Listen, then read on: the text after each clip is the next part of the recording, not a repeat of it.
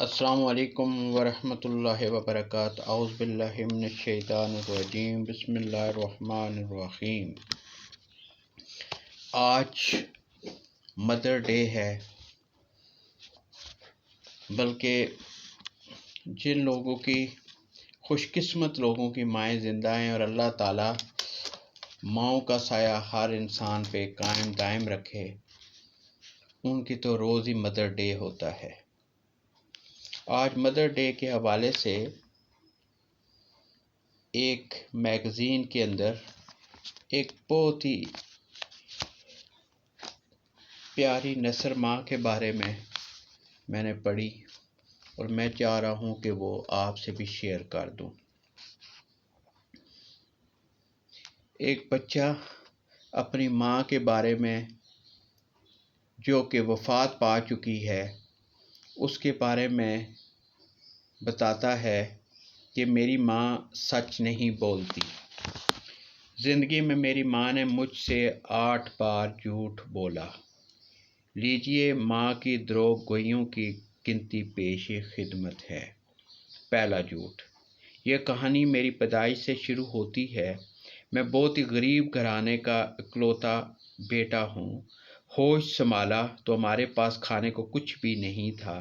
ایک دن ہمارے گھر کہیں سے چاول آئے، میں بڑے شوق سے کھانے لگا اور وہ کھلانے لگی۔ میں نے دیکھا کہ اس نے اپنی پلیٹ کے چاول بھی میرے تھالی میں ڈال دیے۔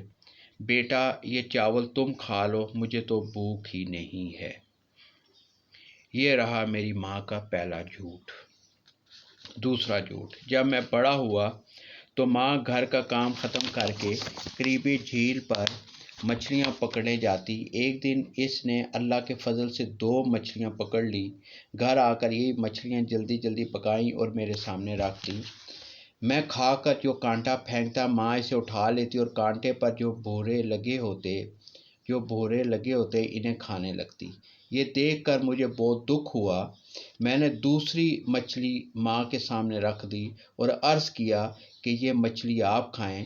اس نے یہ کہہ کر مچھلی واپس کر دی کہ بیٹا، تمہیں تو پتہ ہی ہے کہ مجھے مچھلی کا گوشت پسند نہیں۔ اور یہ تھا میری ماں کا دوسرا جھوٹ۔ تیسرا جھوٹ۔ جب میں اسکول جانے لگا تو ماں نے ایک گارمنٹس فیکٹری میں ملازمت کر لی اور گھر گھر جا کر کپڑے بیچنے لگی۔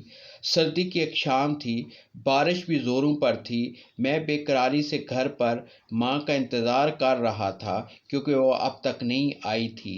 میں اسے ڈھونڈنے نکلا، آس پاس کی گلیوں میں نظر دوڑاتا رہا۔ اچانک دیکھا کہ وہ ایک گھر کے دروازے پر کپڑے بیچ رہی تھی۔ میں نے کہا، ماں اب بس بھی کرو، تھک گئی ہوگی، سردی بھی بہت ہے، وقت بھی بہت ہو گیا ہے، باقی کام کل کر لینا۔ یہ سن کر ماں نے مجھے پیار بھری نظروں سے دیکھا اور بولی، بیٹا میں بالکل نہیں تھکی۔ یہ رہا میری ماں کا تیسرا جھوٹ۔ چوتھا جھوٹ۔ میری ماں میرا آخری پرچہ تھا۔ ماں نے ضد کی کہ وہ بھی میرے ساتھ چلے گی۔ میں امتحانی ہال میں امتحان دے رہا تھا اور وہ باہر دھوپ میں کھڑی میری کامیابی کے لیے دعا کر رہی تھی۔ میں باہر آیا، اس نے لپک کر مجھے اپنی آغوش میں لیا اور مجھے پینے کے گنے کا ٹھنڈا رس دیا۔ اس نے میرے لیے خریدا تھا۔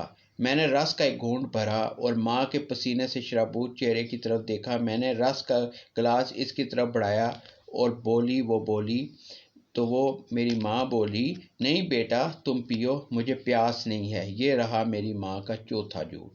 پانچواں جھوٹ۔ میرے ابا جان جوانی میں داغ رفاقت دے کے میری ماں اس دنیا میں تنہا رہ گئی۔ اسے اکیلی زندگی کا بوجھ اٹھانا پڑا، مشکلات بڑھ گئیں، گزر بسر نہایت ہی مشکل ہو گئی۔ بے سہارا ماں تنے تنہا گھر کا خرچ کس طرح چلاتی تھی۔ نوبت فاقوں تک آ گئی۔ میرا چچا ایک رحم دل انسان تھا، وہ ہمارے لیے کبھی کبھار کچھ نہ کچھ بھیج دیتا تھا۔ جب ہمارے پڑوسیوں نے ہماری حالت دیکھی تو میری ماں کو دوسری شادی کا مشورہ دیا کہ تم ابھی جوان ہو، دوبارہ گھر بسا لو تاکہ تمہیں سہارا مل جائے، مگر میری ماں نے فوراً میری طرف دیکھا اور کہا نہیں نہیں، میں کسی سہارے کی محتاج نہیں۔ یہ رہا میری ماں کا پانچواں جھوٹ، چھٹا جھوٹ۔ الحمدللہ جب میں نے گریجویشن مکمل کی تو مجھے اللہ کے فضل سے ایک معقول ملازمت مل گئی۔ میں نے سوچا اب ماں کو آرام کرنا چاہیے اور گھر کی پوری ذمہ داریاں مجھے پوری کرنی چاہیے۔ میری ماں بہت کمزور اور بوڑھی ہو گئی ہے۔ میں نے ماں کو کام کرنے سے منع کیا اور ماہانہ اخراجات کے لیے اپنی تنخواہ میں سے ایک رقم ماں کے لیے مختص کر دی۔ ماں نے یہ کہہ کر رقم لینے سے انکار کر دیا کہ اللہ کے فضل سے میرے پاس سب کچھ ہے، مجھے پیسوں کی کوئی ضرورت نہیں، یہ تمہارے کام آئیں گے۔ یہ رہا میری ماں کا چھٹا جھوٹ۔ ساتواں جھوٹ، میں نے نوکری کے ساتھ ساتھ اپنی مزید پڑھائی مکمل کر لی تو میری تنخواہ بھی بڑھ گئی اور پھر جلد ہی مجھے جرمنی میں کام کرنے کی پیشکش ہوئی جو میں نے قبول کر لی اور جرمنی چلا گیا۔ جرمنی میں مکمل طور پر سیٹ ہونے کے بعد میں نے ماں کو اپنے پاس بلانے کا ارادہ کیا اور فون کر کے ماں کو اپنے فیصلے سے آگاہ کیا۔ اس نے میری تنگی کے خیال سے مجھے یہ کہہ کر منع کر دیا کہ بیٹا تم تو جانتے ہو مجھے وطن ہی میں رہنا پسند ہے، میں اپنے ملک سے کہیں دور نہیں رہ پاؤں گی، ویسے بھی مجھے ہر قسم کی سہولت میسر ہے۔ یہ رہا میری ماں کا ساتواں جھوٹ۔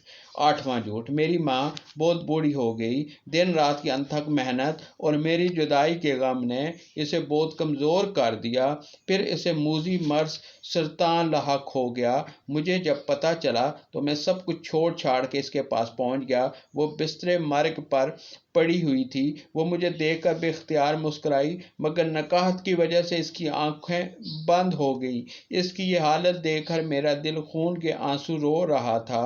وہ بہت لاغر ہو چکی تھی۔ میری آنکھوں نے آنسوؤں کا آبشار بہہ نکلا، ایک قطرہ ماں کے رخسار پر گرا۔ ماں نے انہیں کھول دی، میری طرف دیکھا اور کہا مت رو بیٹا، میں بالکل ٹھیک ہوں، مجھے کوئی تکلیف نہیں۔ یہ میری ماں کا آٹھواں اور آخری جھوٹ تھا۔ پھر میری ماں نے آنکھیں بند کر لی اور ہمیشہ کی نیند سو گئی۔ یا اللہ پاک،